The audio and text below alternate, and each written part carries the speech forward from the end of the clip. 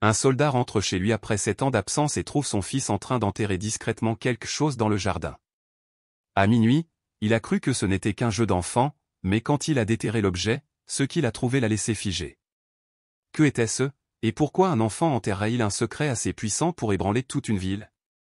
Le bus interurbain s'immobilisa sur le petit parking à la périphérie de Clearwater juste avant 20 h. Le vent de début d'automne portait l'odeur des feuilles sèches et du bois qui brûlait dans les cheminées voisines. Daniel Reyes descendit du bus, un sac à dos usé sur l'épaule, ses bottes de combat effilochées sur les bords, et un regard dans les yeux mêlant prudence et espoir farouchement gardé. Pendant cette longue année, il n'était pas retourné une seule fois sur cette terre. Pas de permission prolongée, pas de longs appels téléphoniques. Tout s'était résumé en un seul mot, le devoir. Mais maintenant que le devoir était accompli, ce dont il avait besoin, c'était de sa famille. La maison en bois marron se trouvait à moins de 10 minutes à pied de l'arrêt de bus. Daniel ne se pressa pas. Il marchait lentement, observant chaque porche, chaque mur de briques patinées, laissant l'âge de la ville s'installer en lui comme un vieux manteau. Clearwater n'avait pas changé, et peut-être, juste peut-être, Sophia et Lucas non plus. Quand il poussa le portail rouillé, une chaude lumière jaune s'échappa de la fenêtre de la cuisine. Une silhouette apparut, puis la porte s'ouvrit en grinçant. « Daniel !» La voix de Sophia était si douce qu'elle fut presque emportée par le vent. Il hocha la tête, fit une longue enjambée, et elle était dans ses bras. À ce moment-là, Daniel sentit plus que l'étreinte. Il sentit la chaleur encore présente dans son corps, le rythme hésitant de sa respiration, et l'espace invisible qui ne s'était pas entièrement refermé. Mais il ne s'en soucia pas. Il ferma simplement les yeux et se dit « Je suis à la maison ». Derrière Sophia, un adolescent se tenait silencieusement. Ses cheveux étaient coupés courts, sa silhouette presque aussi grande que celle de Daniel. Le côté de son visage captait la lumière, fin, allée par le soleil, impénétrable. Il ne dit rien, il observait juste. Daniel s'avança, puis s'agenouilla devant lui. « Salut, fiston. » Le garçon hésita, puis se pencha et le serra dans ses bras. C'était raide, mais ce n'était pas forcé. Le dîner ce soir-là était une simple soupe au poulet, du pain grillé et de la purée de pommes de terre. Sophia dit que la cuisinière à gaz fonctionnait toujours bien, même si parfois la flamme ne prenait pas. Daniel mangeait lentement, petite cuillerée par petite cuillerée, essayant de ne pas se concentrer sur la façon dont Lucas tripotait sa purée sans vraiment la manger. Le garçon évitait le regard de tous, ne parlait que lorsqu'on lui posait des questions, et ne regarda jamais son père droit dans les yeux. Daniel raconta quelques anecdotes légères de son temps à l'armée, sur de vieux amis, sur les endroits qu'il avait visités. Il ne mentionna pas les balles perdues ni les nuits blanches passées à danser au bord de la vie et de la mort. Il voulait que cette maison soit épargnée par les tirs. Sophia esquissa un faible sourire et se leva pour faire la vaisselle. Lucas s'éclipsa tôt dans sa chambre. Daniel le regarda partir, les yeux légèrement assombris. « Ça prendra du temps, » se dit-il. « Il n'est juste pas encore habitué à moi. » Minuit. La vieille horloge murale tic-taquait doucement, chaque battement faible mais régulier. Daniel était allongé sur le lit usé, l'odeur de bois humide flottant autour de lui. Une éraflure près de la tête de lit, gravée par son moi plus jeune, était toujours là. Son dos était moite de sueur, non pas à cause de la chaleur, mais à cause de quelque chose de plus difficile à nommer, un sentiment de déracinement. Le silence n'était pas paisible. C'était le genre qui rend mal à l'aise. Il ouvrit les yeux. Un son faible, raclement, doux, régulier. Daniel s'assit instantanément. Ce n'était pas des souris. Ce n'était pas le vent. C'était le son de quelque chose de fabriqué par l'homme, plus précisément du métal frappant la terre. Il s'approcha de la fenêtre et écarta le rideau, juste un peu. Le pâle clair de lune jetait une lueur fantomatique sur le jardin. Le vieil olivier se tenait à sa place habituelle, son tronc tortueux portant le poids des décennies. Et juste à côté, Lucas. Daniel retint son souffle. Le garçon était penché, tenant une petite pelle. Pas de lampe de poche, pas de gants, aucun signe de malice. Sa posture était concentrée, silencieuse, méthodique, comme quelqu'un répétant une tâche qu'il avait accomplie de nombreuses fois auparavant. Lucas creusait un trou d'environ la hauteur du genou. Puis, de la poche de sa veste, il sortit une boîte. Daniel ne pouvait pas en distinguer les détails, juste qu'elle était en bois, vieille, rectangulaire. Lucas plaça délicatement la boîte dans le trou, puis s'agenouilla et resta immobile pendant plusieurs secondes. Il semblait dire quelque chose, mais ses lèvres ne produisaient aucun son. Puis, lentement, avec précaution, il commença à la recouvrir de terre, couche par couche, aussi précisément qu'il avait creusé. Daniel ne bougea pas, le souffle coupé. Quand Lucas rentra et se dirigea vers sa chambre, Daniel resta derrière le rideau, immobile. Il ne cligna pas des yeux. Il attendit que la lumière dans la chambre de Lucas s'éteigne, puis retourna finalement à son lit. Il ne dit pas un mot, et il ne dormit plus cette nuit-là. Que faisait Lucas dehors? Pourquoi une boîte? Était-ce un jeu, une sorte de rituel, ou quelque chose de plus troublant? Une multitude de possibilités traversa l'esprit de Daniel, allant du somnambulisme à des préoccupations plus sérieuses. Il avait vu des camarades soldats revenir de la guerre et lentement s'effondrer, mais son fils? Lucas n'avait même jamais quitté cette ville. C'était un bon gamin. Le même garçon qui courait pieds nus sur la pelouse, poursuivant le cerf-volant que Daniel avait attaché à une ficelle. Et maintenant, il était là dans le noir, en train d'enterrer quelque chose. Daniel ferma les yeux, mais son esprit tournait sur le souvenir du visage silencieux de Lucas, de ses étreintes raides, de la façon dont il évitait le contact visuel. Tout cela fusionnait maintenant en une image déformée, et au centre de celle-ci se trouvait cette boîte enterrée, et une vérité que personne n'osait prononcer à voix haute. Daniel ouvrit les yeux alors que la première lumière filtrait à travers le fin rideau. Ce n'était pas parce qu'il avait bien dormi, il n'avait pas dormi du tout. L'image de Lucas, la tête penchée sous l'olivier, recouvrant soigneusement la boîte en bois de terre, s'était rejouée sans cesse dans son esprit, comme une bobine de film bloquée. Il s'assit et s'habilla tranquillement. Chaque mouvement était délibéré. Il ne voulait réveiller personne, mais honnêtement, il ne voulait pas parler non plus, pas encore, pas avant d'avoir compris ce qui se passait exactement dans son propre jardin. Il entra dans la cuisine. Le léger arôme de café frais flottait dans l'air. Sophia était déjà debout. Elle se tenait dos à lui, vêtue d'un pull beige, ses cheveux soigneusement attachés. Quand elle entendit ses pas, elle se retourna et sourit. « Tu as bien dormi ?» Daniel hocha légèrement la tête. Ce n'était pas vrai, mais la corriger ne semblait pas nécessaire. Il se servit une tasse de café. Sophia sortit une autre tasse pour Lucas, la posa sur la table, et dit « Lucas est levé, il se lave le visage. » Daniel jeta un coup d'œil à la tasse vide. Dans son esprit, il ne voyait que la boîte, celle que le garçon avait enterrée si soigneusement, comme si elle contenait quelque chose que personne ne devait voir. Lucas entra dans la cuisine. Ses yeux rencontrèrent brièvement ceux de son père, puis se détournèrent rapidement. Daniel saisit le regard. Le silence plana pendant quelques secondes. Sophia esquissa un sourire étrange. « Tu as bien dormi, chérie ?»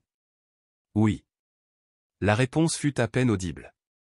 Lucas se versa du lait, s'assit et prit une bouchée de pain grillé. Il ne toucha pas aux œufs brouillés que sa mère avait préparés. Sophia jeta un coup d'œil à Daniel, presque comme pour l'encourager à dire quelque chose. Daniel sirota son café, toujours silencieux. Il observait chaque mouvement, chaque respiration. Lucas gardait la tête baissée trop longtemps, sa main tremblait légèrement alors qu'il tenait la cuillère. Il ne le regardait pas, et c'était ça le problème. « Lucas, » dit Daniel doucement mais fermement. « Après le petit déjeuner, peux-tu venir un peu avec moi dans le jardin ?» Le garçon se figea, ne levant pas la tête. Sophia commença à parler, mais voyant les yeux de Daniel fixés sur leur fils, elle se retint. Lucas hocha la tête, un mouvement lent et réticent. Le matin était pleinement levé quand le père et le fils se tenaient sous le vieil olivier. Une pâle lumière dorée filtrait à travers les feuilles. La terre était encore légèrement humide, la parcelle de sol de la nuit précédente intacte. Daniel baissa les yeux, puis se tourna vers Lucas. « Que faisais-tu ici la nuit dernière ?» Lucas ne répondit pas tout de suite. Ses mains serrèrent l'ourlet de son manteau. Après un instant, il dit doucement « J'ai juste enterré quelque chose de vieux. » « Ce n'est rien, papa. » « Qu'est-ce que c'était ? » ?»« Juste des papiers. Des trucs dont personne n'a besoin. » Daniel s'approcha, sa voix calme mais ferme. « Lucas, je ne suis pas resté loin de cette famille pendant 7 ans juste pour entendre ce n'est rien. Tu peux me dire la vérité, ou tu peux le déterrer, et je le verrai par moi-même. » Lucas le regarda longtemps. Finalement, il expira et hocha légèrement la tête. « Attends ici, je vais le chercher. » Il retourna vers la maison et revint avec une petite pelle, la même que Daniel avait vue la nuit précédente. Aucun des deux ne parla pendant que Lucas creusait. Daniel resta immobile, les mains dans les poches, les yeux fixés sur chaque coup de pelle. Alors que la terre commençait à se séparer, un couvercle en bois émergea lentement du sol boueux. Lucas recula, méfiant. Daniel s'approcha, s'agenouilla et écarta la terre autour de la boîte. Le bois avait pourri par endroits, mais il était intact. Il la souleva à deux mains, le poids froid et humide du temps s'infiltra dans ses doigts. Il ouvrit le couvercle. À l'intérieur se trouvaient de vieux rouleaux de papier attachés avec de fines ficelles, un seau métallique avec un manche en bois rayé et rouillé. Au fond se trouvait une lettre attachée avec une ficelle grise, pas d'enveloppe, pas de date. Mais l'écriture était reconnaissable entre toutes.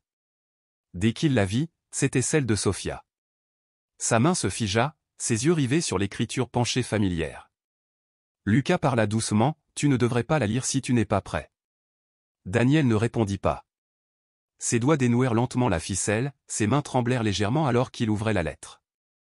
L'écriture apparut clairement à la lumière du matin, inclinée, élégante. Il parcourut la première ligne du regard, puis s'arrêta net. « Franck, merci d'avoir tenu parole, de m'avoir aidé à enterrer le passé. » Daniel fronça les sourcils. « Qu'est-ce que c'est que ça » murmura-t-il. Ses yeux balayèrent rapidement le bas de la page. Une ligne claire et penchée indiquait « Je ne sais pas si c'était juste de rester silencieuse. » Il leva les yeux, se tourna vers Lucas, la voix rauque, « Qui a écrit ça ?» Lucas hésita. « Papa, c'est maman. » Daniel regarda de nouveau la lettre, comme s'il refusait de croire ce qu'il voyait. « Sophia ? Pas possible. » Mais il reconnaissait l'écriture. Aucune erreur possible. Il continua à lire, chaque ligne lui semblait drainer le sang de son corps. Si ces documents sont découverts, non seulement Daniel, mais moi et Lucas aussi, nous ne pourrons plus jamais vivre en paix dans cette ville. Pas possible, la voix de Daniel baissa, presque un murmure. Nous sommes tous allés trop loin. Sa main devint molle, la lettre lui glissa des doigts et tomba par terre.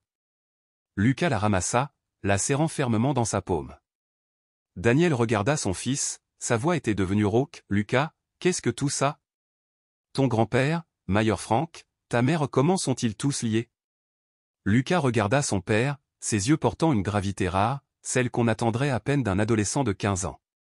Et à partir de ce jour, la vie paisible que leur famille pensait autrefois avoir fut changée pour toujours. Daniel s'enfonça dans la vieille chaise en bois près de la cheminée. La lettre de Sophia tremblait toujours dans sa main. Le feu s'était éteint depuis longtemps, laissant une ombre froide et creuse au milieu de la pièce. Sur la table, Lucas disposa tranquillement une pile de vieux papiers, chacun attaché avec des agrafes rouillées. Il ne parla pas tout de suite, il regarda simplement son père un long moment. « Je les ai trouvés il y a quelques mois, » dit Lucas, sa voix inhabituellement calme. « Je n'ai pas dit à maman. Je n'ai dit à personne. » Daniel leva les yeux, ses yeux étaient rouges. « Cette lettre ? Sophia l'a écrite à Franck ? Pourquoi ? Pourquoi le remercierait-elle d'avoir enterré le passé ? Quel passé ? » Lucas fit glisser un vieux journal vers lui. 1963, l'affaire du sceau foncier disparu. Tu te souviens ? Daniel secoua la tête. J'avais seulement 8 ans à l'époque. Je me souviens juste que les gens évitaient notre maison comme si nous avions la peste. Lucas hocha la tête.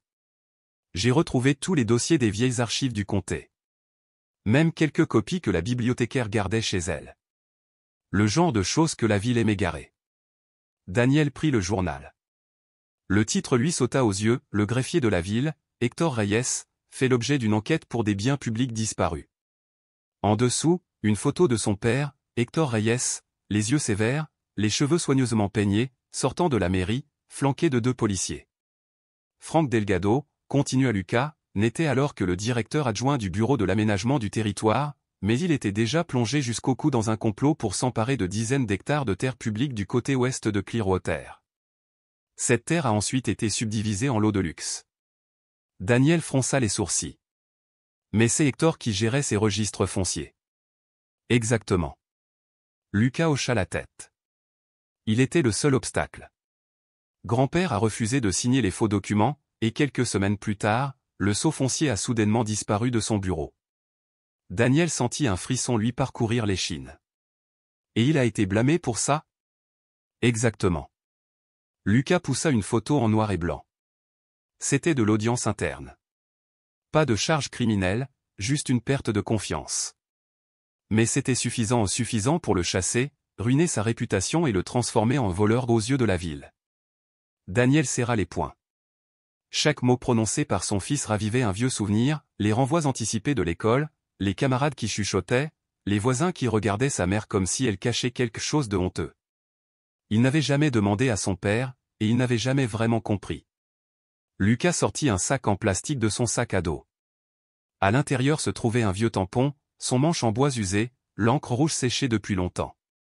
L'empreinte circulaire indiquait « Département de l'urbanisme de Clearwater, 1963 ». Je l'ai trouvé dans le compartiment caché de la boîte en bois, dit-il. Je pense que grand-père le gardait comme un moyen de prouver son innocence, même s'il n'a jamais eu la chance de l'utiliser. Daniel prit le tampon dans sa main, ses doigts tremblaient. « Ta mère est-elle au courant de ça ?» demanda-t-il. Lucas resta silencieux pendant quelques secondes, puis hocha la tête. « Je crois qu'elle en sait une partie. Je ne sais pas à quel point. Mais elle a écrit une lettre de remerciement à Frank. Peut-être parce que Frank a aidé à garder ce secret enfoui. » Daniel regarda le tampon dans sa main. « Mais pourquoi? Pourquoi remercierait-elle l'homme qui a détruit l'honneur de toute une famille ?» Lucas inspira profondément. « Parce que tu étais à l'armée à l'époque. Elle m'élevait seule. Peut-être qu'elle pensait que protéger le présent était plus important que de déterrer le passé. » Daniel baissa la tête.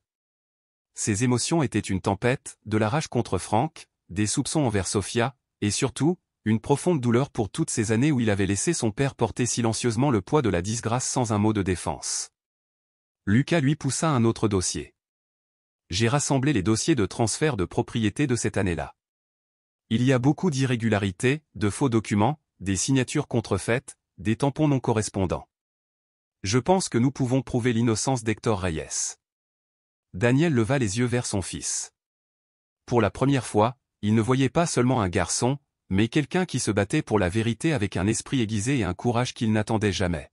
« Depuis combien de temps fais-tu ça seul ?» demanda-t-il, la voix rauque. Lucas répondit sans hésiter. « 9 mois. Je sais que je suis encore un enfant, mais la vérité n'attend pas que nous grandissions. » Daniel serra l'épaule de Lucas. Une seule larme coula sur sa joue, non par faiblesse, mais parce qu'enfin, après toutes ces années, l'honneur volé de son père commençait à retrouver une voix, à travers son propre petit-fils. Mais la vérité qui l'attendait ne s'arrêtait pas là. Daniel resta assis, le dos contre le mur, où une longue fissure s'étirait comme une plaie ouverte, exposant l'os de la vieille maison. La nuit était tombée, mais il n'avait pas allumé la lumière. L'obscurité enveloppait la pièce, brisée seulement par une faible lueur filtrant du couloir, projetant des ombres sur son visage, un visage de quelqu'un qui venait de tout perdre, mais n'avait même pas eu la force de crier. Lucas avait quitté la pièce, laissant derrière lui un silence pesant, comme une armure déchirée que Daniel ne pouvait enlever. L'horloge tic-taquait régulièrement, chaque battement semblait être du sel frottant sur des souvenirs qui refusaient de s'estomper, l'expression de Sophia alors qu'elle tenait Elena, la main de Frank sur son épaule il y a des années, et cette voix résonnant à travers la salle de la mairie, Hector Reyes était un traître. Daniel laissa tomber sa tête sur ses genoux. Mais cette fois, il ne pleura pas. Il murmura juste, « Ils ont enterré mon père une fois, et je les ai laissés enterrer la vérité pendant 30 ans. » Un léger coup à la porte de la cuisine. Daniel leva les yeux, c'était Lucas. Il entra, portant un épais dossier. Il le posa et le poussa doucement vers son père. « C'est tout ce que j'ai pu trouver. Pas seulement sur grand-père, mais sur Frank et les propriétés sous d'autres noms. » Daniel ouvrit le dossier. À l'intérieur se trouvaient des photocopies d'un vieux formulaire de plainte rejeté, une lettre manuscrite de la femme qui était la greffière de la mairie en 1963, une carte du Lot-Ouest qui avait appartenu à Hector, et quelques documents financiers, tous sous le nom de Delia Martinez, quelqu'un qui avait été jadis une ancienne camarade de classe de Frank. Lucas baissa la voix. « Je pense qu'elle était l'intermédiaire, celle qui a aidé Frank à transférer les biens de grand-père à la partie gouvernementale. Mais si nous pouvons la trouver, nous pourrons peut-être remonter la piste. » Daniel serra les poings, la piqûre dans ses paumes apporta une clarté plus nette que tout le reste. « Tu as une adresse ?» Lucas hocha la tête. Elle était infirmière à l'ancienne clinique. Maintenant, elle vit avec sa fille près du pied de Calvary Ridge. Personne n'a mentionné son nom depuis 1971. Daniel se leva.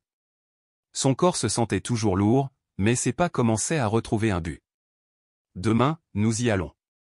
Lucas hésita. Papa, es-tu sûr? Et si elle était comme les autres et restait silencieuse?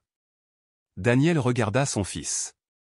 Il n'y avait plus de panique dans ses yeux, juste de l'épuisement et de la résolution. Je n'ai pas besoin que quelqu'un parle. J'ai juste besoin de savoir qui est resté silencieux, qui a choisi de tourner le dos, qui a vendu un soldat à la retraite pour garder la médaille d'un politicien propre. Lucas se figea sous le poids de ces mots. L'homme devant lui n'était pas le père brisé chancelant sous la trahison. Daniel revenait, tel un soldat sortant d'un bunker, encore blessé, mais pas à genoux.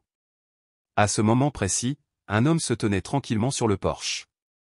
C'était monsieur Marcus Grant, ancien professeur d'histoire, maintenant bénévole à la bibliothèque municipale.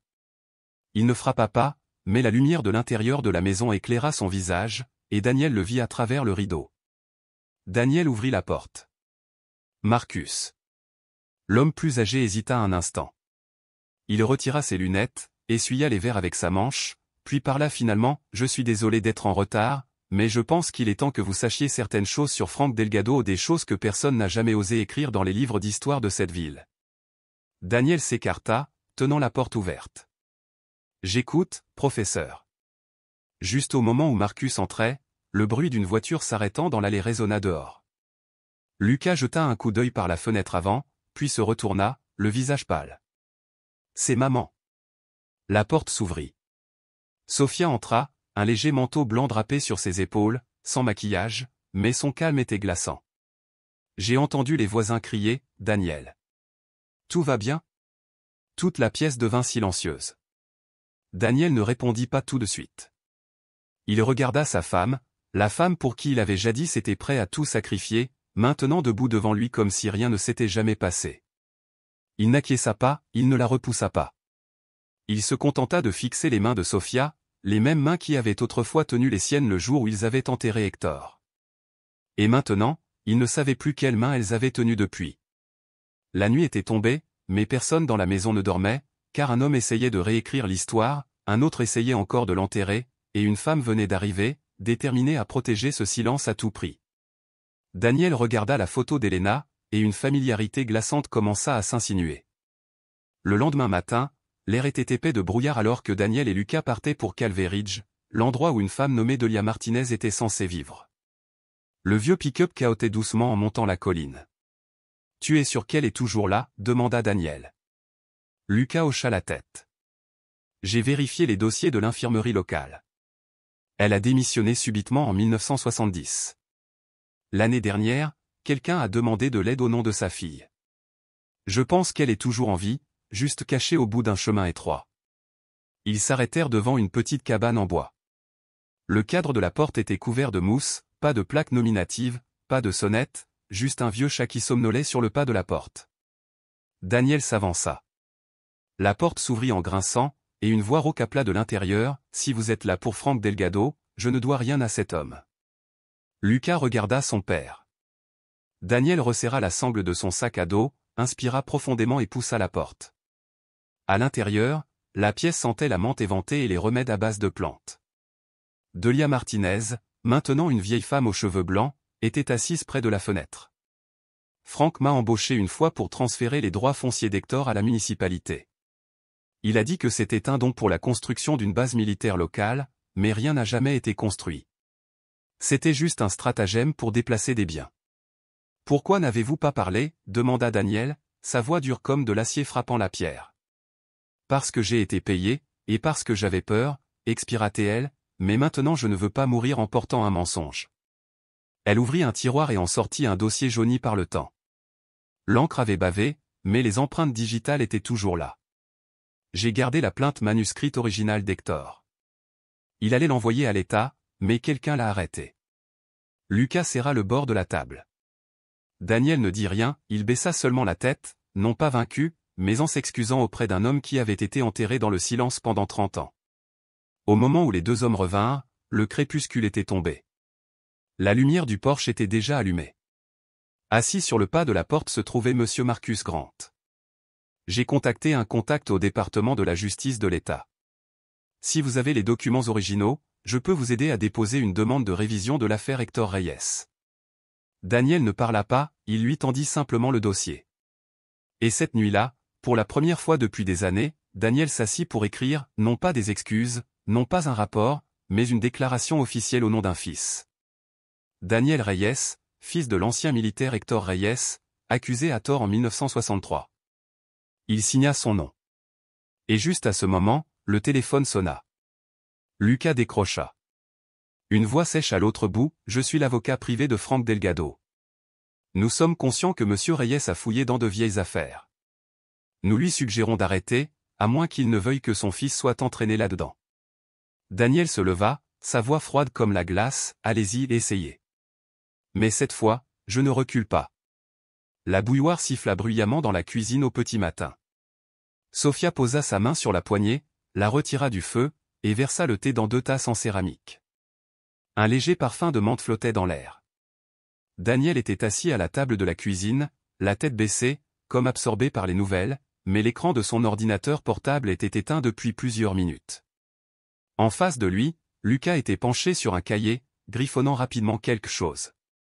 Ni l'un ni l'autre ne disait grand-chose, ils se contentaient d'acquiescer légèrement lorsque Sophia plaçait les tasses devant eux.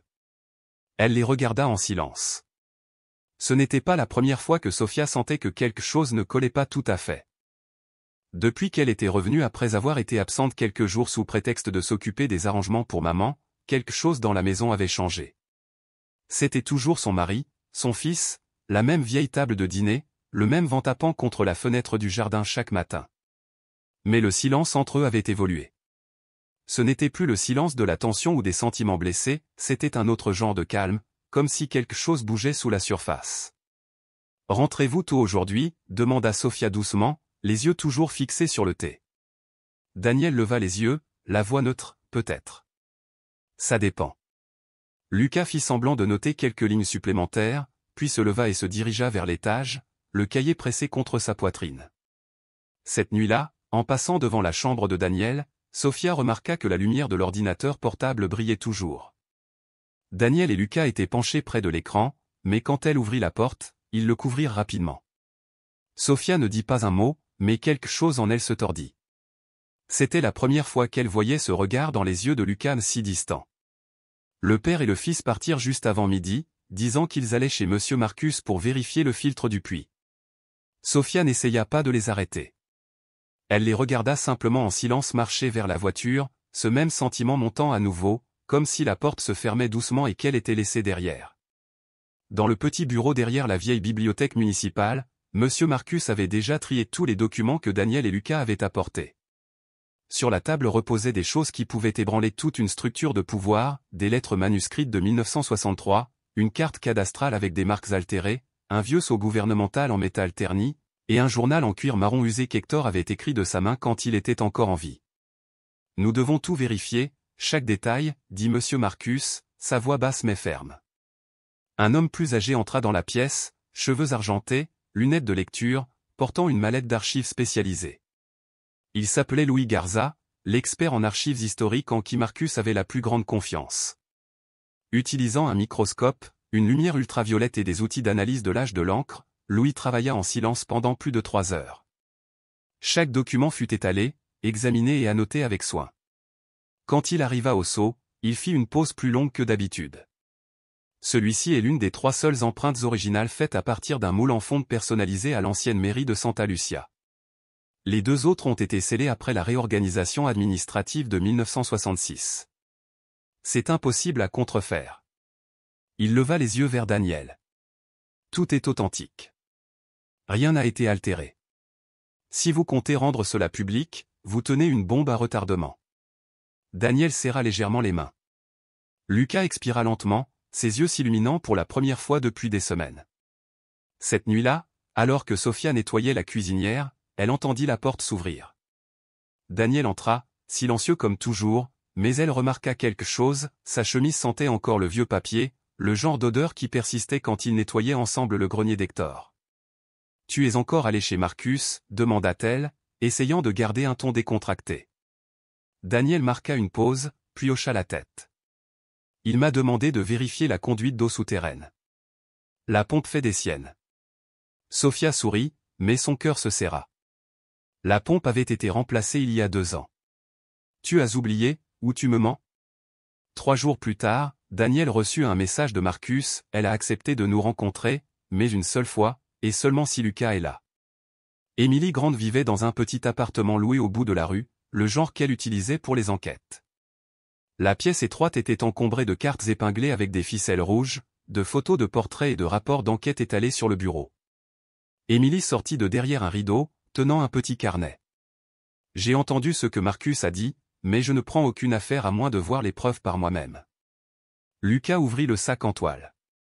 Un par un, il plaça les documents sur la table, ainsi qu'une clé USB contenant un enregistrement de conversation de Sofia. La voix de Frank Delgado, basse mais claire, fais-le. Je m'occuperai de tout. Ne laisse pas Daniel déterrer le passé. Cette chose est morte, compris? Emily resta immobile un long moment, puis elle tira une chaise et cliqua son stylo. Si vous voulez faire éclater toute cette ville, je suis la seule assez têtue pour vous suivre. Daniel la regarda et hocha doucement la tête. Nous n'avons plus de retour en arrière possible. Emily lança la campagne d'enquête. Elle et Lucas se partagèrent les tâches, l'un se concentra sur la compilation des documents, l'autre sur l'élaboration de la stratégie médiatique. Daniel rassembla des preuves photographiques, prit des notes et prépara les déclarations des témoins. Les 3 travaillèrent comme si une horloge tournait à rebours. La date de publication fut fixée, la même nuit que le plus grand rassemblement de campagne de Frank Delgado, celui où il prévoyait de réaffirmer sa position devant le public et la presse. Emily fut catégorique, si nous lâchons ça au bon moment, il ne le verra pas venir. Mais voici la condition, personne ne doit être au courant, surtout pas Sofia. Daniel hocha la tête avec retenue. Lucas garda la tête baissée, silencieux.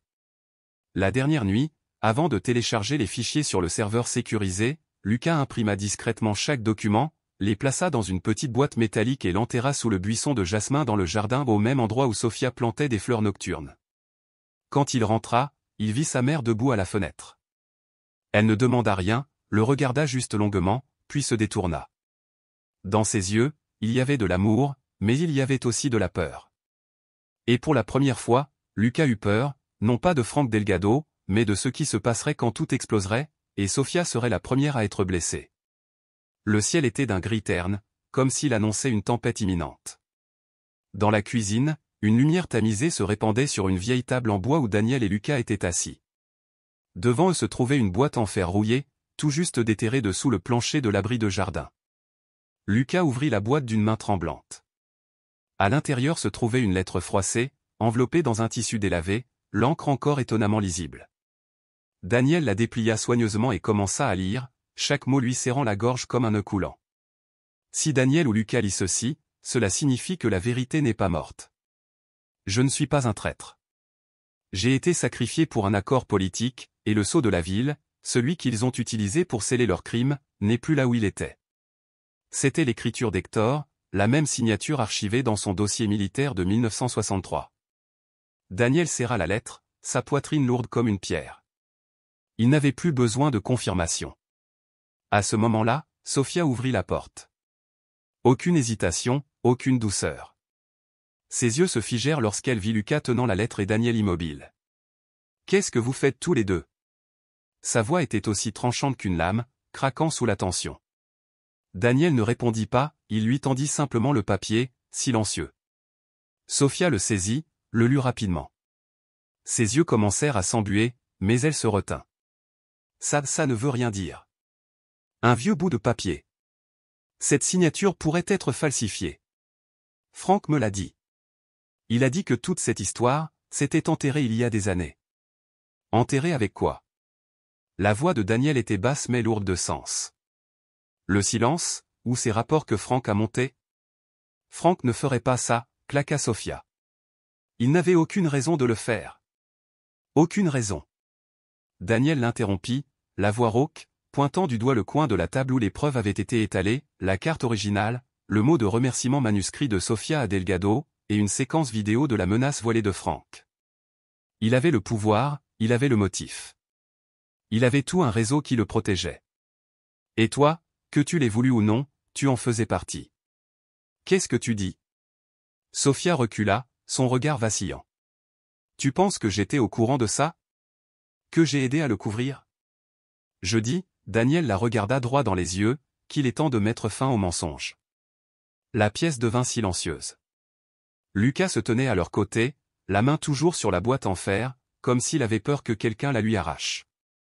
Je croyais en toi, sanglota Sophia, mais maintenant tu es en train de tout détruire. Franck a peut-être eu tort, mais la façon dont tu gères ça, tu nous entraînes tous droit dans la gueule du lion. Si la vérité est la gueule du lion, expira Daniel, sa voix froide comme l'acier, alors j'y entrerai. Je ne laisserai pas mon fils grandir dans le noir, de la même manière que mon père y est mort. Il se retourna et prit son téléphone. Appelle Emily Grant. Sa voix était ferme. Lucas hocha la tête. Quelques minutes plus tard, sur l'écran de l'ordinateur portable du salon, le titre apparut, Secrète enfouie de 60 ans, l'affaire du sceau de Clearwater. Un seul clic retentit. L'exposé fut mis en ligne, et toute la ville commença à trembler. Ce clic fut l'étincelle. Emily Grant publia l'article sur sa plateforme de nouvelles indépendantes. Sans fanfare, sans avertissement. Le rapport d'enquête, intitulé « Le soldat, le garçon et la vérité enfouie depuis 60 ans », fut officiellement mis en ligne à exactement 6 heures, heure locale de Clearwater. Dès les premières lignes, les lecteurs furent entraînés dans le tourbillon d'une affaire historique. En 1963, un soldat revenait du front et fut accusé de trahison. En 2025, son fils, également soldat, rentra chez lui, et avec son petit-fils de 12 ans, déterra une vérité enfouie dans le jardin, sous un arbre que les habitants croyaient n'être qu'une partie du paysage. Des images de l'ancien sceau, de la carte originale de la ville, des pages de journal de la main tremblante d'Hector Reyes, et un enregistrement vocal grave, cette histoire est morte. Ne laissez pas Daniel la déterrer. Je m'en suis occupé. À peine 10 secondes après la mise en ligne du post, il fut partagé par une personne, puis 10, puis 100. Les groupes Facebook locaux, les conseils de quartier de Clearwater, les journalistes indépendants s'embrasèrent. Toute la ville se réveilla au son des notifications de messages, des téléphones qui vibraient sur les tables, et des dizaines de SMS disant tous la même chose, « As-tu vu ça ?» Au bureau de campagne de Frank Delgado, le véritable chaos commença. Supprimez ce poste. Envoyez des demandes de suppression sur toutes les plateformes. Appelez les avocats. Appelez nos journalistes amis. Faites quelque chose, cria Frank à son équipe médiatique. Mais personne ne dit un mot, car le post n'était pas seulement sur un site, il avait été archivé, copié et republié sur des dizaines de plateformes miroirs. En 4 heures, son nom atteignit le sommet des tendances de recherche locales, et pire encore, les médias nationaux commençaient à creuser. Frank attrapa son téléphone. Appelez Emily Grant. Payez-la. Menacez-la. Je m'en fiche, faites-la taire. Mais personne ne put joindre Emily. Elle avait tout prévu. À ce moment précis, Emily était assise dans son bureau, la chaude lampe de bureau jaune projetant une lumière douce sur son visage impénétrable. Sur le mur derrière elle, une grande carte de Clearwater, des ficelles rouges reliant la maison de Daniel à la mairie, à l'ancien cabinet d'avocat et à la résidence privée de Frank Delgado. Son téléphone vibra, un numéro inconnu. Elle ne décrocha pas. Un message apparut, « Vous jouez avec le feu ». Emily esquissa un sourire. Elle répondit, « Je ne joue pas. Je nettoie ». En fin d'après-midi, les derniers rayons du soleil glissèrent du trottoir juste au moment où Daniel monta sur le porche et vit 2 hommes debout devant sa porte. L'un portait un costume noir, une montre en or scintillant à son poignet.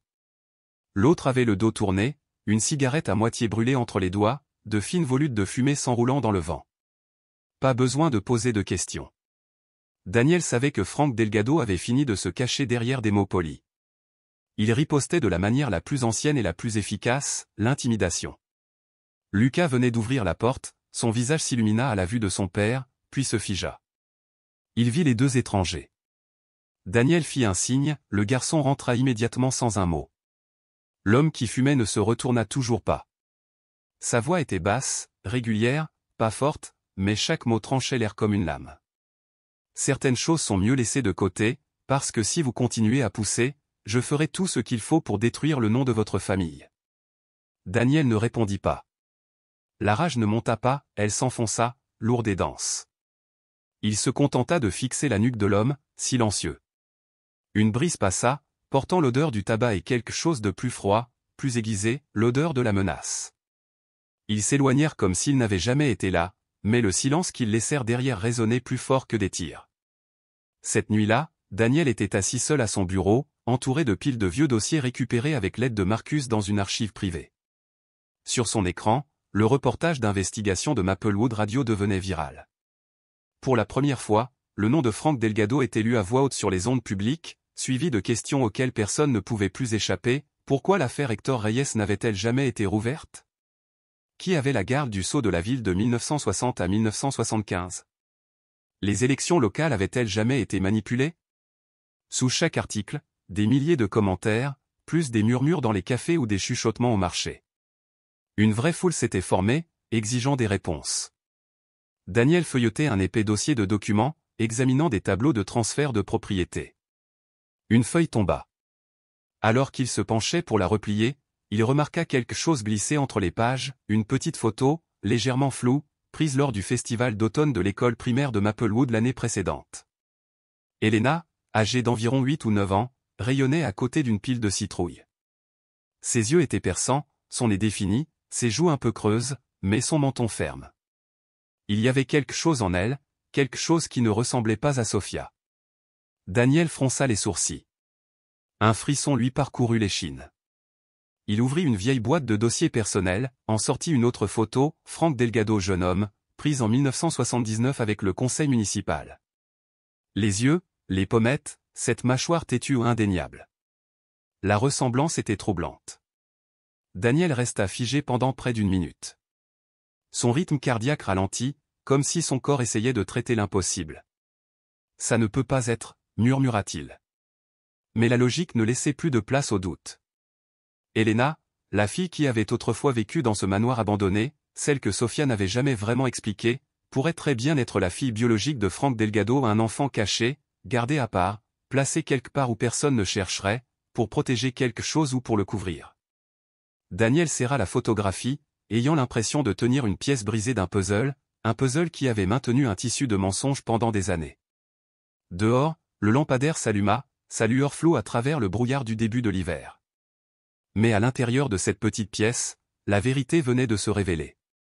Et Daniel savait, une fois ce secret exposé, il ne ferait pas que démasquer Frank, il pourrait changer le destin d'Elena et de Sophia. Le téléphone ne cessait de sonner dans le bureau de presse d'Emily Grant. L'exposé n'était en ligne que depuis moins de 8 heures, mais il avait déjà dépassé les 200 000 partages sur les plateformes. La section des commentaires avait explosé avec des milliers de personnes exigeant la réouverture de l'affaire Héctor Reyes. Des vétérans de tout le pays écrivaient, confirmant avoir déjà entendu le nom Reyes, le soldat qui avait été réduit au silence sans raison, en plein chaos politique des années 60. Dans le salon de Daniel, le silence s'était installé. Lucas était à l'ordinateur, suivant la réaction du public. Emily venait d'envoyer un email urgent, l'article serait republié sur 3 sites d'information majeurs d'ici le matin. Un podcast bien connu avait également invité Daniel à parler en direct.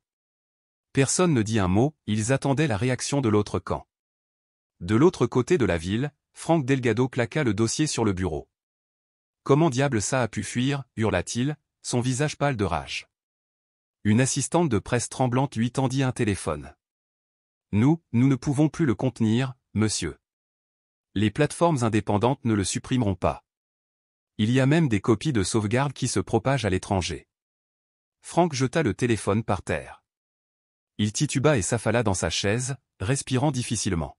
« Faites venir Sophia ici. Tout de suite. » Elle arriva en moins d'1 heure, pas de coup à la porte, pas d'avertissement.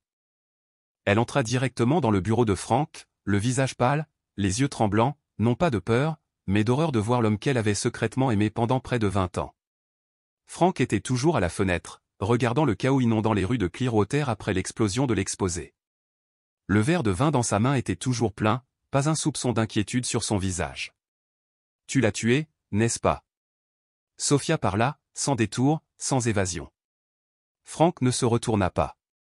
Il sirota lentement son vin, puis soupira comme si elle posait une question ennuyeuse. « Je n'ai tué personne. » Hector s'est attiré la mort en choisissant de défier le système. Mais tu as fabriqué les preuves. Tu l'as fait passer pour un criminel. Et tu m'as transformé en complice. Cette lettre de remerciement, le sceau, tout cela n'était qu'un outil. Frank la coupa, se tournant vers elle, ses yeux rivés sur les siens comme si elle était une étrangère qui venait de découvrir un secret enfoui. Sophia, tu as toujours su ce que nous faisions. Ne prétends pas le contraire. Tu es restée silencieuse. Tu as obtenu des privilèges, et moi j'ai dégagé le chemin vers le Sénat. Je suis restée silencieuse parce que je croyais en toi. Parce que je t'aimais, cria-t-elle presque. Tu as promis de me protéger, de protéger Lucas. Tu as dit que si je quittais Daniel, tu ne nous laisserais pas manquer de rien. Mais ce n'était que de la manipulation. Frank posa son verre de vin, sa voix plate et froide. Je n'ai jamais promis de t'aimer, Sophia. Je t'ai promis la stabilité, et tu l'as accepté. Un instant, il se détourna, debout près de la fenêtre, le dos tourné à Sophia. Puis, comme si quelque chose lui échappait, son ton baissa ni menaçant, ni politique, juste la voix tranquille d'un homme sentant les fissures sous ses pieds. Cet enfant n'était jamais censé exister. Sophia serra les poings, mais ne dit rien. Frank expira longuement. Ce fut la seule erreur que j'ai commise, laisser l'émotion s'en mêler. Il marqua une pause, puis termina sa phrase d'une voix qui ressemblait presque à une confession, et j'ai payé pour cela en le cachant pour le reste de ma vie. Helena. Le nom ne fut pas prononcé, mais il résonna bruyamment dans le silence. Sophia le regarda fixement, les yeux froids. Tu peux peut-être la cacher au monde, mais n'oublie pas, le sang retrouve toujours son chemin vers le cœur. Elle se retourna et quitta la pièce, sans avoir besoin de regarder en arrière. Derrière elle, Frank resta debout, un homme qui avait tout troqué pour bâtir un empire, mais maintenant les secrets qu'il avait enterrés commençaient à le défaire. Elle ne regarda pas en arrière parce que pour la première fois, Sophia n'était plus la femme qui endurait en silence. Cette nuit-là, un inconnu fut aperçu rôdant près de la maison de Daniel. Une voiture noire était garée au coin de la rue depuis des heures. Lucas la remarqua le premier. « Papa » murmura-t-il, « quelqu'un observe la maison. » Daniel se leva sans un mot et verrouilla doucement la porte d'entrée. Il alla dans la chambre et sortit une vieille boîte en bois, celle qui contenait le pistolet de service qu'il n'avait pas touché depuis son service militaire. Enfermé pendant 7 ans. Il ne dit rien à Lucas. Il traîna simplement une chaise vers la fenêtre et s'assit, les yeux aussi perçants qu'une lame, transperçant l'obscurité extérieure. Le lendemain matin, Sophia revint. Elle apporta une clé USB. « Il y a un enregistrement là-dessus, dit-elle doucement, sa voix maintenant stable. C'est Frank, d'une réunion à huis clos l'année dernière. Il parle ouvertement d'avoir caché l'ancien sceau pour éliminer un soldat rebelle. Je ne savais pas que c'était enregistré, mais je l'ai gardé parce qu'une partie de moi avait peur. » Daniel prit la clé sans un mot. Lucas regarda sa mère un long moment. « Je pensais que tu ne faisais confiance qu'à Frank. »« C'est vrai, » répondit Sophia lentement, « jusqu'à ce que je te voie prêt à tout perdre juste pour préserver une parcelle de l'honneur de ton grand-père. Et c'est là que j'ai su que je devais changer. » Le même après-midi, Emily Grant appela Daniel. « Une avocate de Washington vient de me contacter. Elle a travaillé avec Hector autrefois. Elle veut rouvrir l'affaire sous le motif de justice réparatrice pour inconduite gouvernementale locale. Ce pourrait être le coup de grâce. » Daniel ne répondit pas tout de suite. Il regarda Lucas, le garçon était penché, griffonnant des notes, ajoutant des détails pour la prochaine conférence de presse. Puis ses yeux se posèrent sur Sophia. Elle était dans la cuisine, préparant tranquillement du thé. Ses mains bougeaient avec une sorte de soin maladroit, mais il y avait de la sincérité dans chaque geste. Il savait que ce n'était plus seulement une affaire d'Hector, c'était une affaire de toute une génération. C'était le prix de la vérité. « Fais-le, Emily, dit-il. Il n'y a plus de retour en arrière possible maintenant. » Et cette même nuit, un titre choquant apparut sur la page d'accueil de la commission d'enquête sur les inconduites gouvernementales, l'affaire du sceau de Clearwater, pétition pour la réouverture un soldat trahi, une ville manipulée. Il n'y avait plus de retraite, une seule voie restait, se révéler à la lumière. La bruine tombait depuis le début de l'après-midi et n'avait pas cessé. Le ciel au-dessus de Clearwater s'obscurcissait, épais et lourd, comme s'il retenait lui aussi un souffle plein de secrets inavouables. Daniel était assis immobile près de la fenêtre. La lampe derrière lui projetait juste assez de lumière pour dessiner un léger reflet de sa silhouette sur la vitre. Il n'avait pas attendu à cause d'une promesse, mais parce qu'il savait que certains retours à la maison n'arrivent qu'après avoir perdu quelque chose que l'on ne peut jamais récupérer. Le coup fut frappé à 21h37, ni pressé, ni hésitant. C'était le coup de quelqu'un qui avait été tourmenté assez longtemps pour ne plus rien craindre. Daniel ouvrit la porte. Sophia se tenait là, son imperméable toujours sur elle, les cheveux mouillés, les bras serrant un sac en toile contre sa poitrine. À l'intérieur, Daniel aperçut quelques papiers et un petit ourson en peluche, usé au point de n'avoir plus qu'un œil. « Tu as toujours cette photo ?» demanda-t-elle, la voix rauque. « Celle que tu as prise de Lucas et moi dans la prairie cette année-là. » Daniel ne répondit pas tout de suite. Il s'écarta silencieusement, la laissant entrer. Sophia s'assit au bord du canapé, serrant toujours le sac, comme si c'était la seule chose qui la maintenait. « Tu avais raison », commença-t-elle. « Franck ne m'a pas seulement menti, il n'a jamais aimé personne d'autre que lui-même. » Daniel s'assit en face d'elle, les mains jointes. Il ne dit rien.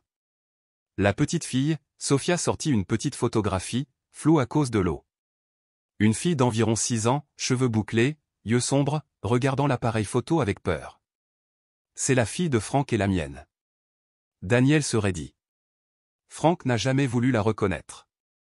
Il m'a dit de l'envoyer au loin.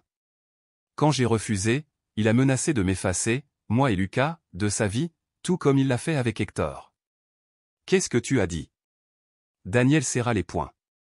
Il s'est attaqué à mon père, et maintenant à son propre enfant. Sophia éclata en sanglots, non pas des sanglots faibles, mais le genre qui brise après des années de silence. Le jour où cet article est sorti, il a perdu la tête, a jeté son téléphone, a appelé son avocat, m'a ordonné de me taire. Je lui ai dit que Lucas n'arrêterait pas, et toi non plus. C'est là qu'il m'a dit que si je ne vous retenais pas tous les deux, il diffuserait la vidéo de moi signant l'accusation contre Hector, celle qu'il m'a forcé à signer quand j'avais tout juste 22 ans. Daniel se leva d'un bond. Tu l'as signé? Si je ne l'avais pas fait, il se serait assuré que je ne travaille plus jamais. J'étais stupide. Je pensais qu'Hector n'était qu'un vieil homme têtu que Franck ne pouvait pas supporter. Le silence plana dans la petite pièce. La pluie continuait de tomber dehors, un lent et régulier sanglot, comme le soupir de toute une génération écrasée sous le poids du pouvoir. Lucas apparut à l'entrée, saisissant la fin de la conversation. Il ne demanda rien, il se contenta de s'approcher et de prendre doucement la photo de la petite fille des mains de sa mère. « Où l'as-tu emmenée ?»« Chez sa grand-mère, quelque part où personne ne pensera à chercher, » répondit Sophia, croisant le regard de son fils. « J'ai fait tellement d'erreurs, mais cette fois, je ne fuis pas. » Daniel se détourna, s'essuyant le visage avec sa manche. Quand il se retourna, sa voix était plus ferme que jamais. « Demain, nous allons au tribunal, Sophia. Si tu veux vraiment arranger les choses, tu témoigneras. » Sophia hocha la tête. Le dernier regard qu'elle donna à Daniel ne portait plus le poids d'une ancienne amante ou la honte d'une traîtresse, seulement celui d'une mère choisissant enfin de se ranger du côté de la vérité. Lucas prit la main de son père pour la première fois, non pas comme un enfant ayant besoin de soutien, mais comme un fils marchant à ses côtés. Et puis, ce que Daniel et Lucas avaient attendu arriva enfin. Le bureau du procureur du comté de Jefferson annonça officiellement le lancement d'une enquête criminelle sur le maire Frank Delgado. Les accusations initiales comprenaient l'abus de pouvoir, le détournement illégal de biens publics et la dissimulation délibérée de preuves. Daniel, Lucas, Emily Grant et M. Marcus furent tous convoqués au bureau du procureur pour fournir des témoignages et soumettre les documents originaux. Dans une salle de conférence froide et sombre au bureau du procureur, Daniel et Lucas étaient assis en face de Frank Delgado. Il semblait tendu, mais essayait de maintenir une attitude composée. Son avocat, un homme élégamment vêtu avec une expression dure, était assis à ses côtés. Emily et M. Marcus étaient également présents. La réunion était dirigée par Sharon Davis, une procureure d'âge moyen au visage sévère. Mademoiselle Davis présenta les preuves méthodiquement. Frank tenta de tout nier, qualifiant cela de « sale coup monté » et de « fabrication d'un gamin et d'un soldat hanté par les fantômes du passé ». Mais quand Daniel posa la vieille boîte en bois sur la table et que Lucas l'ouvrit pour révéler le sceau en laiton authentifié et les documents originaux, l'aplomb de Frank commença à s'effriter. « Monsieur Delgado, dit Mademoiselle Davis, ces preuves sont claires, et nous avons également des témoignages de soutien. » Elle se tourna vers Daniel et Lucas. « Nous sommes conscients de votre relation personnelle avec Madame Sofia Reyes, et du fait qu'elle est restée silencieuse sur l'affaire de Monsieur Hector Reyes pendant de nombreuses années. Frank laissa soudain échapper un rire dur et moqueur. Oh, c'est comme ça que vous voulez jouer, ricana-t-il. Déterrer des sales histoires personnelles juste pour me salir? Un enfant bâtard, quelques vieux papiers pourris, et une bande de soi-disant justiciers courant après une illusion de justice? Il se tourna vers Daniel, les yeux brillants de défi. Qui vous croyez-vous être, un soldat de retour de la guerre avec des délires de justice? Savez-vous seulement comment votre femme a vécu pendant votre absence, dit-il, sa voix pleine d'insinuation, comme une lame s'enfonçant profondément dans les années où Daniel avait laissé Sofia et leur fils derrière. Il y a des choses qu'il vaut mieux ignorer, Daniel. Vivre dans une agréable illusion est parfois mieux que d'affronter des vérités amères. Êtes-vous sûr de vouloir tout étaler au grand jour? Parce que quand cela arrivera, ce ne sera pas seulement moi qui tomberai. Toute votre famille sera déchirée. L'air devint de plomb. Daniel serra les poings. La menace, l'autosatisfaction, la maladie dans la voix de Frank, rien de tout cela ne l'affaiblit, cela ne fit que rendre sa détermination plus vive. Puis, de manière inattendue, Sofia parla. Ça suffit, Frank. Sa voix n'était pas forte, mais chaque mot fendait le silence comme un couteau. Elle s'avança, se tenant entre les deux hommes. Ses yeux brillaient de larmes, mais ils ne vacillèrent pas, je parlerai. Je dirai tout. Frank se figea, puis ricana, tu n'as pas le courage. Tais-toi. Sofia claqua, pour la première fois, sa voix tranchante et claire. J'ai été silencieuse bien trop longtemps.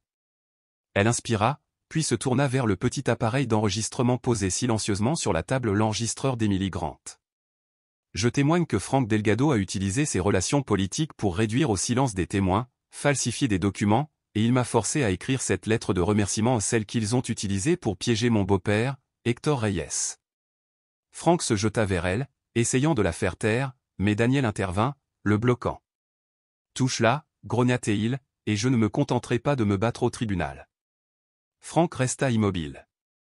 Plus tard dans l'après-midi, un communiqué de presse officiel fut publié. Le maire Frank Delgado fut suspendu de ses fonctions, en attendant l'enquête. Ce fut la première victoire, mais pas la dernière. Quelques mois après le lancement officiel de l'enquête par le bureau du procureur du comté de Jefferson, le procès de Frank Delgado eut lieu au tribunal du comté. Daniel, Lucas, Emily Grant et Monsieur Marcus furent les témoins clés. La salle d'audience était bondée de résidents de Clearwater et de journalistes de toute la région. La pression publique était forte, exigeant un verdict juste et équitable. Bien que toujours jeune, Lucas fit preuve d'un courage étonnant en se présentant devant la cour. Il donna un témoignage clair et posé, racontant comment il avait découvert le secret enfoui, de la découverte de la boîte à la vérification des documents qu'elle contenait. Daniel témoigna de la douleur que son père avait endurée et de la trahison infligée par Frank Delgado. Emily Grant soumit l'ensemble complet des preuves numérisées, y compris les sceaux, les cartes originales et un enregistrement vidéo des menaces de Frank. Monsieur Marcus, agissant en tant qu'expert historique, authentifia les documents et expliqua le contexte historique de l'incident de 1963. Les preuves étaient irréfutables. Le sceau de bronze et les documents originaux furent comparés au dossier d'archives, révélant des signes clairs de falsification dans les documents de transfert de propriété. Le témoignage de Lucas sur la relation de Frank avec Sofia et Elena, bien que sensible, fut présenté en séance à huis clos et contribua à exposer les motivations de Frank pour cacher la vérité. Après plusieurs jours de délibération tendue, le jury rendit son verdict. Frank Delgado fut reconnu coupable d'abus de pouvoir, de saisie illégale de biens publics et de dissimulation intentionnelle de preuves légales. Tous les biens qu'il avait acquis par des transactions foncières frauduleuses furent gelés et saisis par l'État. Au moment où le verdict fut lu, une acclamation douce mais profondément satisfaite s'éleva de l'audience. Daniel serra fermement la main de Lucas. Justice, enfin, avait été rendue. Suite à cette victoire légale, le conseil municipal de Clearwater convoqua une session d'urgence. Sous une immense pression publique, ils votèrent à l'unanimité une résolution spéciale, rétablissant pleinement l'honneur d'Hector Reyes. Quelques semaines plus tard, une cérémonie officielle fut organisée en l'honneur d'Hector Reyes dans la grande salle de la mairie. Des journalistes bordaient les allées. L'orchestre local jouait un morceau doux. Vêtus de costumes noirs élégants, Daniel et Lucas montèrent sur scène au nom de la famille. Daniel reçut la distinction posthume de son père de la part de la mère par intérim, Sarah Chen. Il regarda le certificat, les yeux remplis de larmes. Des années de honte, des années de chuchotement et de calomnie, maintenant lavées. Lucas se tenait à ses côtés, fier et résolu. Ceux qui avaient jadis évité la famille Reyes, qui avaient jadis prononcé des paroles cruelles à huis clos, s'avancèrent maintenant discrètement pour exprimer leur remords et offrir leurs excuses. Un mélange de tristesse et de fierté emplissait la salle. Alors que Frank Delgado subissait le poids de la loi, Sofia endura une autre forme de sentence, celle du silence de la société. Pas de menottes, pas de salle d'audience, pourtant elle perdit son emploi, ses amis et sa dignité. Les chuchotements en public devinrent un mépris ouvert. Elle se retrouva isolée dans la ville même où elle avait autrefois vécu sans question. Le tribunal accorda la pleine garde de Lucas à Daniel. Quant à Elena, la fille biologique de Frank, Daniel choisit toujours de l'adopter légalement. Elle est innocente, dit-il. Elle mérite une famille qui sait aimer et dire la vérité. Daniel demanda le divorce sans opposition, sans amertume. Au tribunal, il ne demanda qu'une chose, quel est le droit de voir sa fille. Sofia ne pleura pas, mais quand elle vit Daniel quitter le tribunal, main dans la main avec Elena, calme et résolue, elle comprit. Le véritable pardon ne vient pas de la société, il vient de la personne même que l'on a trahie. Et ce fut la seule chose qui lui permit de relever la tête. Quelques mois après le procès et la cérémonie en l'honneur d'Hector Reyes, la vie à Clearwater retrouva lentement un nouveau rythme, même si elle ne serait plus jamais la même. La ville avait traversé une tempête, et la transparence était désormais une valeur plus précieuse que jamais. De retour à la vieille maison des Reyes, Daniel retrouva enfin la paix qu'il avait tant désirée depuis son retour du champ de bataille. La douleur de la trahison persistait, mais elle ne le consumait plus. Sa relation avec Lucas s'était approfondie et renforcée plus que jamais. Ensemble, ils avaient traversé la tempête, découvert la vérité et lutté pour la justice. Lucas n'était plus seulement un fils, il était un confident, un compagnon qui avait enseigné à Daniel une leçon durable de courage et de persévérance. Quant à Elena, Daniel tint sa promesse. Bien qu'elle ne soit pas de son sang, elle devint sa fille à tous égards. Il s'occupa d'elle avec une dévotion tranquille, essayant de compenser tout ce qu'elle avait perdu dans le tourbillon des secrets d'adulte. Elena, vivant désormais dans un foyer ancré dans la vérité et l'amour, redevint lentement plus joyeuse et enfantine. Sofia, dans ce qui serait sa dernière apparition, vint voir Daniel et Lucas. Son visage était tiré, marqué par le poids de la condamnation sociale. Elle prononça des paroles de regret, mais Daniel et Lucas écoutèrent simplement en silence. Leur paix n'avait plus besoin d'elle, et la fracture dans le cœur de Lucas envers sa mère était devenue trop profonde pour être réparée. Certaines vérités ne viennent pas pour nous déchirer, mais pour nous guérir. L'histoire de Daniel, Lucas et Elena nous montre que la justice ne réside pas seulement dans une salle d'audience. Elle commence par le courage d'un garçon de confronter les mensonges, d'un père de choisir la vérité plutôt que la colère, et même d'une mère qui se repent, bien que trop tard. Nous ne pouvons pas changer le passé, mais nous pouvons choisir de vivre avec intégrité dans le présent. Que pensez-vous de la manière dont Daniel a fait face à la trahison? Si c'était vous, pourriez-vous pardonner de la même manière? Et si un jour vous découvriez qu'une personne proche de vous avait caché une vérité douloureuse, que feriez-vous? J'aimerais vraiment connaître vos pensées dans les commentaires ci-dessous. Et prenez soin de vous et de ceux que vous aimez. Parfois, même le plus petit acte de gentillesse peut changer une vie. Si cette histoire vous a touché, laissez un emoji cœur rouge pour que je sache que vous êtes toujours là, à l'écouter et à la ressentir aussi.